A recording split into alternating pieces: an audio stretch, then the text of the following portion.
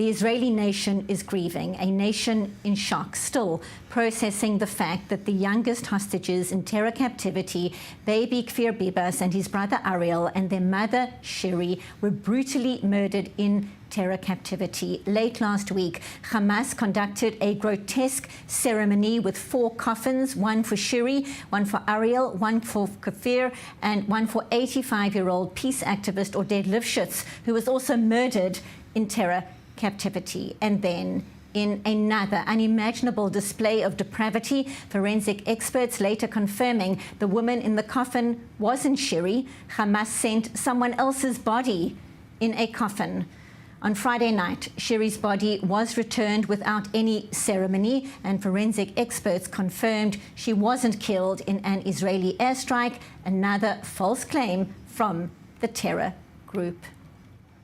So for more, we now welcome Danon, Israeli ambassador to the United Nations. He joins us from New York. Ambassador, thank you so much for your time. Of course, our hearts are with Yarden Bibas. It's just unimaginable. Just when one thinks one cannot imagine another level of depravity and cruelty after abducting a baby, his brother and mother brutally murdering them in captivity, then there is yet another display of evil manipulation, sick and twisted. What are you going to ask the UN Security Council to do? Benita, for more than a year, we all prayed and fought for the release of the Bibas family. They became a symbol of the atrocities of October 7th. And once we received the bad news, we were shocked. We know that Hamas murdered them, but the way they did it, with their bare hands, that's beyond imagination. I think today many in the world share the pain that we feel here in Israel. And I demanded that the Security Council would convene and discuss the brutality of Hamas, would condemn Hamas. And I think at this point we will be able to see those countries who stand with us, who show sympathy, who understand what we are going through, and those who are silent. Those who are silent, they are cooperating with Hamas. This silence is shameful. So I think it's important to have this debate, to have this discussion, to hear those words in the UN Security Council, because within a few weeks, maybe before or after, we will resume the fights against Hamas. And then when the UN will come and ask questions, we will remind them why we are fighting, because of what have happened to the Bibas family and to so many other victims.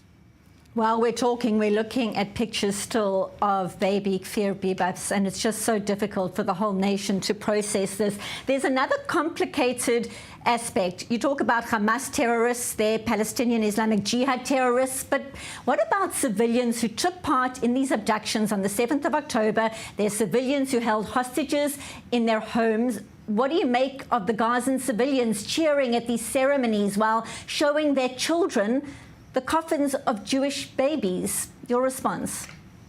Anyone who took part in the abduction, the torture, the starvation, should pay the price.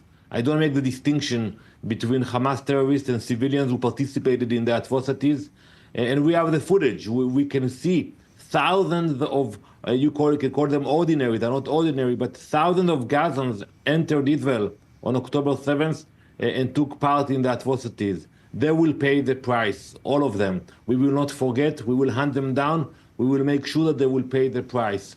And many in the UN, including Muslim ambassadors, called me after they saw the horrible pictures of the so-called ceremonies, and they told me this is not Islam. They do not represent us. Those are animals, and you have the support and the obligation to finish the job and to make sure that they will not stay in Gaza. And to that point, what about the Red Cross taking part in these ludicrous, insulting efforts to pretend there's some kind of official ceremony or graduation even from terror captivity? What are you hearing from ambassadors or diplomats there in the UN? Well, the Red Cross failed, for the fact that they never visited any hostage during the war. It showed that they are one-sided. They were infiltrated by Hamas. So, they are doing the technical work of driving the hostages for a few kilometers, but more than that, they are useless. It's raising so many questions in this part of the world, so many questions about the role of not only the Red Cross, but human rights organizations, women's rights organizations, children's rights organizations as well.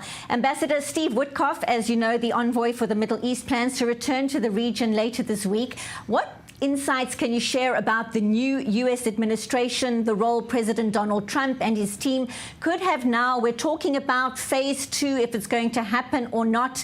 How does the U.S. team help in terms of its support for the decisions Israel may need to take? And of course, what is the latest on this suggestion, the voluntary relocation of Gazans to other countries for a better life? How viable is it? Well, I met Steve Witkoff and other officials from the new administration. They are very involved. They care a lot about what's happening in our region. They want to see more hostages coming back home. And I can tell you, the same feelings we have about seeing the pictures of the hostages, meeting their families, that they take pride in it, and they should, and we are grateful for their support. Regarding the plan of the president, I think it's important to have new ideas, out-of-the-box ideas regarding the future of Gaza. And for too many years, we heard so many speeches from leaders who said they care about the Palestinians, but they never offered any idea. So I think it is about time to think about new ideas, and countries in the region should take part and actually think about what they can do to support the Palestinians. We certainly look forward to seeing those ideas when they do come to fruition. Danon, Israeli ambassador to the United Nations, thank you very much for being with us live from New York.